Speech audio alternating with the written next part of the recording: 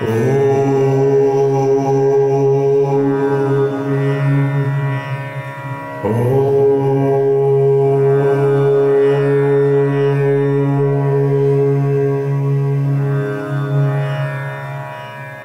के प्रत्येक कार्य पर विचार करना चाहिए।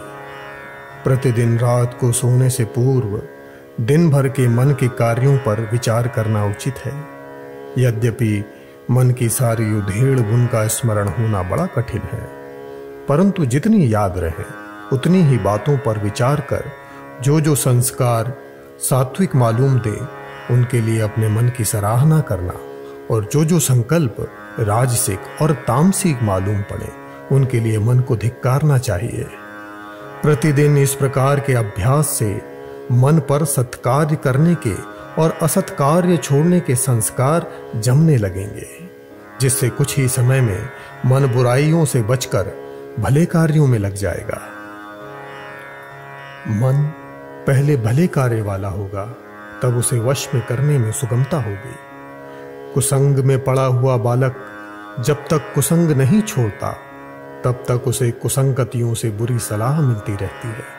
इससे उसका वश में होना कठिन होता है, पर जब कुसंग छूट जाता है तब उसे बुरी सलाह नहीं मिल पाती।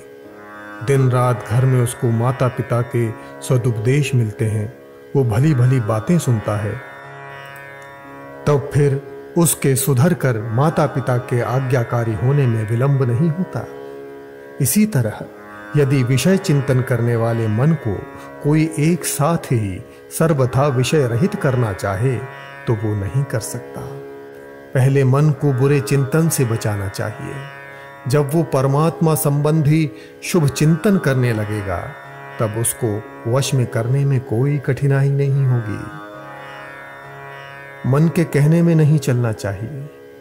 जब तक ये मन वश में नहीं हो जाता, जब तक इसे अपना परम शत्रु मानना चाहिए। जैसे शत्रु के प्रत्येक कार्य पर निगरानी रखनी पड़ती है, वैसे ही इसके भी प्रत्येक कार्य को सावधानी से देखना चाहिए। जहां कहीं ये उल्टा सीधा करने लगे वहीं इसे रोकना चाहिए।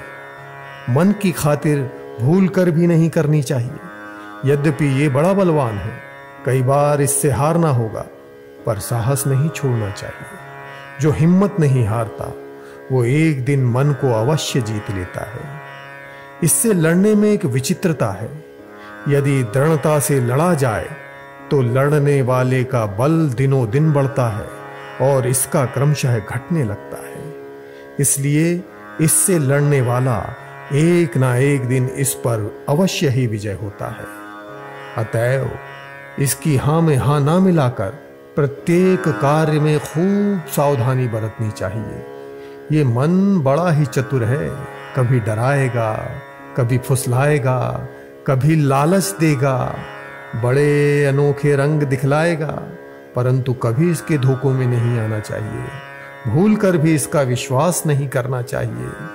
इस प्रकार करने से इसकी हिम्मत टूट जाएगी, लड़ने और धोखा देने की आदत छूट जाएगी। अंत में ये आज्ञा देने वाला न रहकर सीधा साधा आज्ञा पालन करने वाला विश्वासी सेवक बन जाएगा। इस तरह मन को वश में करना आसान होगा।